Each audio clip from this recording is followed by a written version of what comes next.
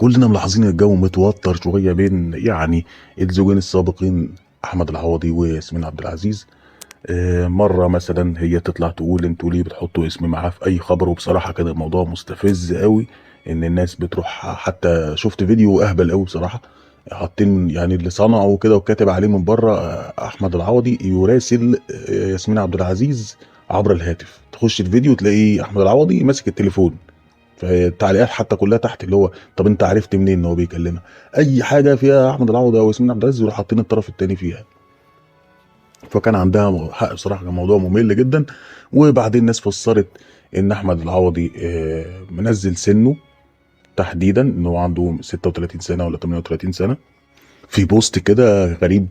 قال انه هيكمل سن ال 38 مش عارف بتاريخ كذا او 36 ايا كان يعني.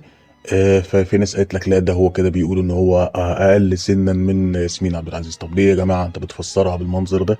ما تفهمش. بس واضح ان في توتر في الموضوع، لان هو الطريقه اللي كان بيتكلم بيها الاول وحماسهم في الكلام عن بعض يعني مثلا اتغير خالص. فبعد ما قالوا بعد الانفصال انه كل واحد فيهم بيحب التاني يعني، دلوقتي النبره اتغيرت خالص وهو بيسالوه عن اعلان المنتج اللي عملته ياسمين عبد العزيز بيك شيبس. فبالتالي راح قايل ايه؟ قال انا بتمنى كل الخير لكل الزملاء، يعني زي بقيه الزملاء. فالموضوع واضح ان هو واخد شكل مختلف، وده يخلينا نقول ان ممكن الصوره دي تكون مقصوده انها تنزل،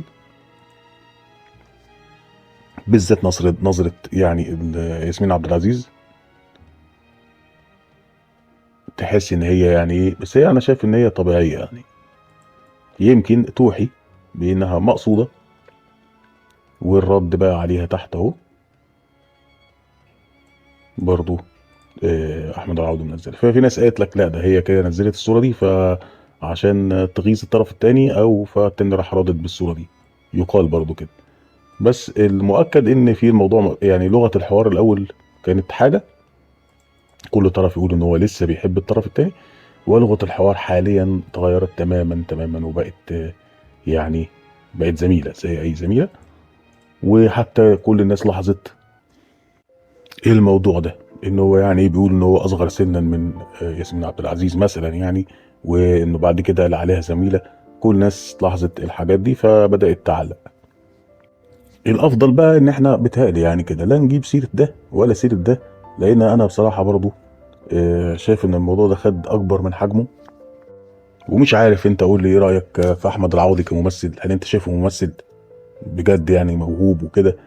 هل انت شايف مثلا ان الموضوع ده يستاهل كل اللي حاصل ده، ان الكلام حتى بعد العلاقة دي او لا؟ فانا منتظر ارائكم، وتنساش اللايك والشير، وانتظرنا في الترندات اللي جايه.